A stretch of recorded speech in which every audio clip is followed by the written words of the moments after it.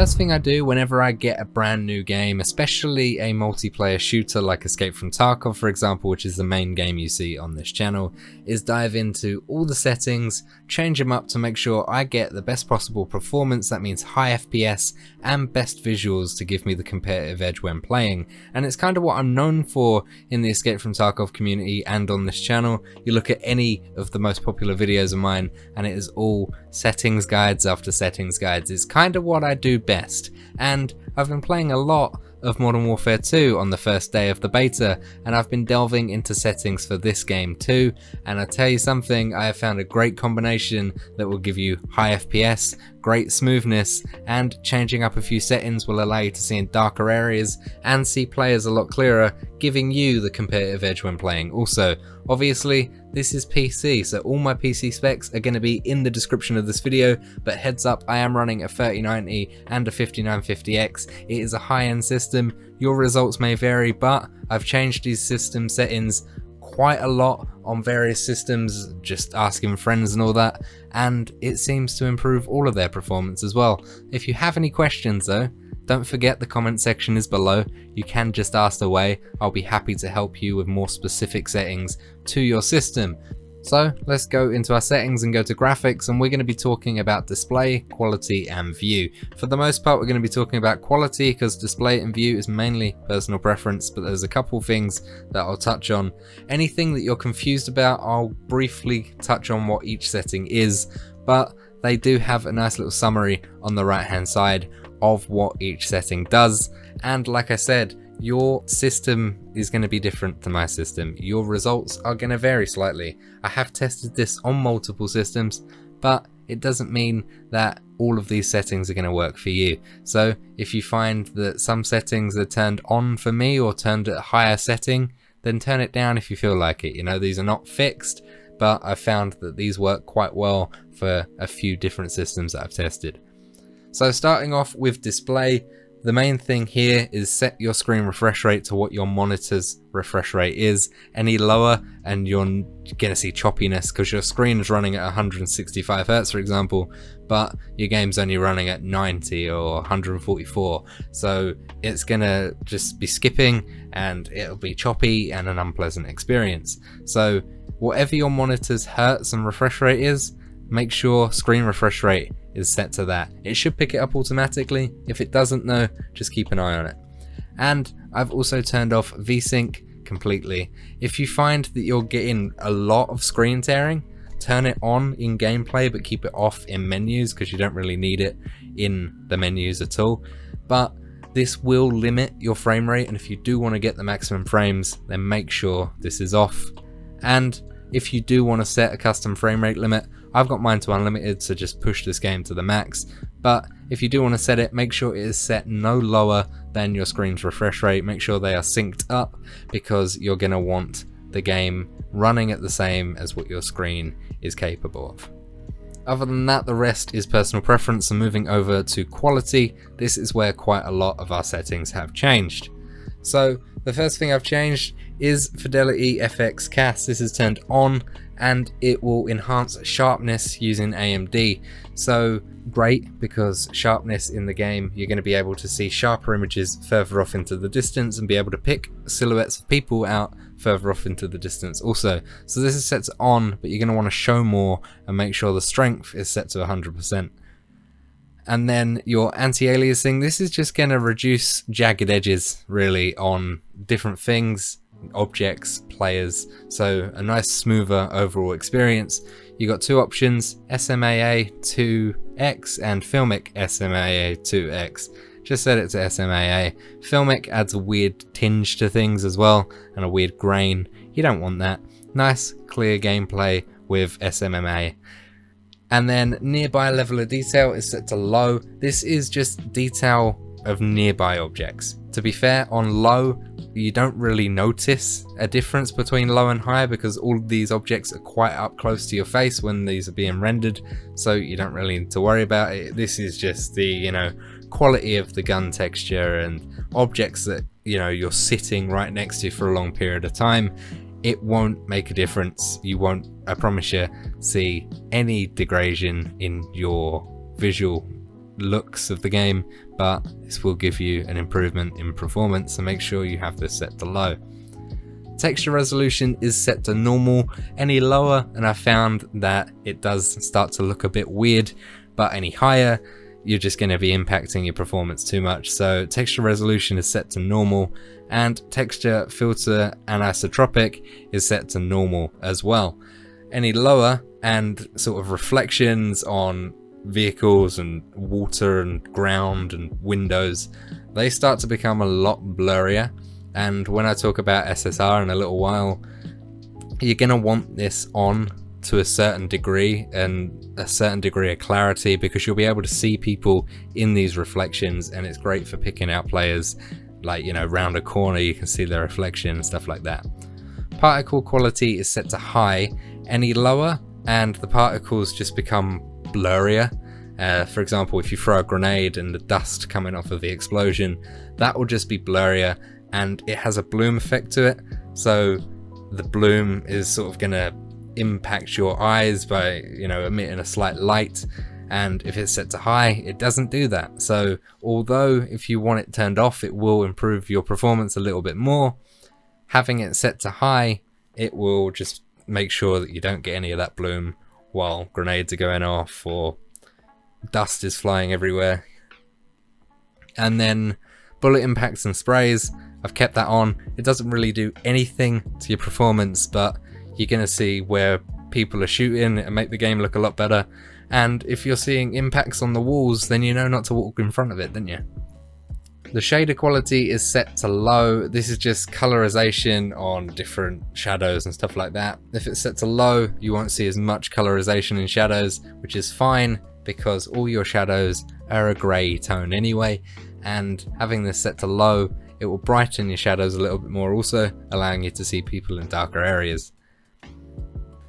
And then the next thing I changed is on-demand texture streaming. We've got that off. Basically, this will download high quality textures as you play.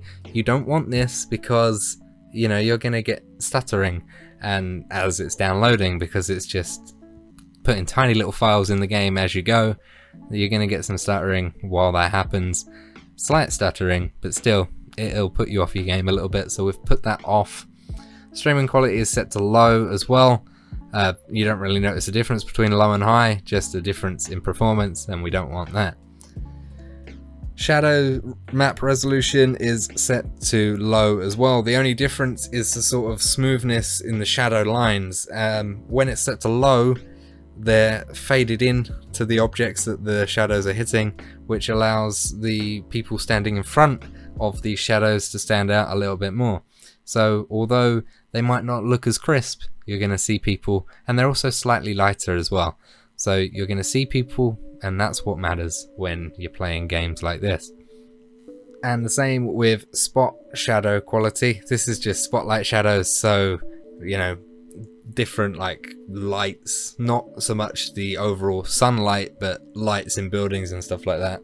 Same thing, set that to low because it will affect your RAM, your VRAM and your GPU to all hell having this set to high. And you don't really need it, because who needs really high quality shadows when you're walking through a tiny little bathroom? Doesn't matter, does it? So cache spot shadows and cache sun shadows, these are going to be cached the first time you see them, so when you pass them again they're not rendering as you go, so they're cached. Great, it's using up some of your RAM, but once it's rendered, you won't get any stuttering, and that's what you want. Particle lighting is set to low. Difference between low and high is brightness, pretty much. Set to high and light is bouncing off all the walls, for example on a thermite grenade, and it makes the light look a lot brighter, and if someone's standing behind it, much harder to see. So having it set to low, you can see people a little easier. As you can see by the picture on the right hand side, you can see a lot of a difference between the brightness of the two. Next up is ambient occlusion. We've got this set to off. Basically this is just going to add soft shadows to objects like vehicles and stuff like that, and as you can see, with it off, shadows are a lot lighter. They're not as detailed, but they're still there, still look nice, but you can see a lot more on the shadows with it being off than with it being on. So off, it'll also improve your performance. SSR, this is reflections, so yeah, like I said earlier, you're going to want this on to a certain degree because you can see people in reflections, and having it at a decent quality and clarity, you can see people clearer, and it actually does help more than you think. It will impact your performance a little bit, so if you don't have a great system, turn it off, but if you have a decent spec, or pretty much any modern system can cope with SSR, have it set to at least normal, because it will help seeing people, especially in like reflections and through glass windows and stuff like that. Post-processing, if you have Nvidia graphics cards or anything like that, you will have the option for Nvidia Low Latency. Nvidia Reflex is great. It basically reduces system latency in your PC, which is great. I will go into a bunch of detail on this, but it'll take me 10 years. So just Google how it works. It works great. So I've got it set to on and boost. So it will just keep your clock frequencies on your GPU high, and it'll reduce latency but increase your power draw of your system. So it won't improve or decrease your performance so much, but it will decrease your latency, which is good, and it will increase your power draw. So if cost of living crisis and all that, if you're getting a bit of a big energy bill, might not be the best thing, but I'm sure you won't notice that much of a difference. Depth of field, gross. World motion blur, grosser. Weapon motion blur, gross. Have them all off. It won't really do anything to your performance having them on, but you know, you don't want motion blur when you're moving around for sure. I don't know why that's the thing in games anymore, but hey ho. And depth of field, if you have that set to on, it'll make, you know, when you're aiming down sights, your surrounding area slightly blurred. You don't want that if you're going to try and pick off people that are running in your peripheral, so make sure that is off. And film grain, disgusting. Turn that off as well. View is pretty much purely personal preference. I mean, my field of view is set to the max 120. Most people don't like that. I do. Completely personal preference, this whole screen, so I won't even run through it. But that is it. That is all the settings.